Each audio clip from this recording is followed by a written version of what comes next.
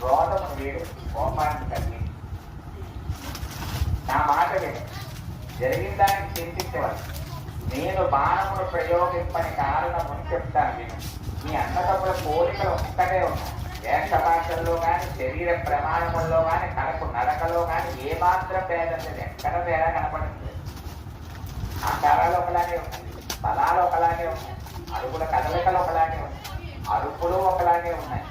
కాబట్టి మీ ఇరువురి కంఠస్వరములు, వర్చస్సులు, చూపులు, పరాక్రములు, మాట్లాడే తీరు, అందులో కొంచెం కూడా తేడా లేదు. కావున మీ రూపములలో ఉండేటువంటి ఏకత్వం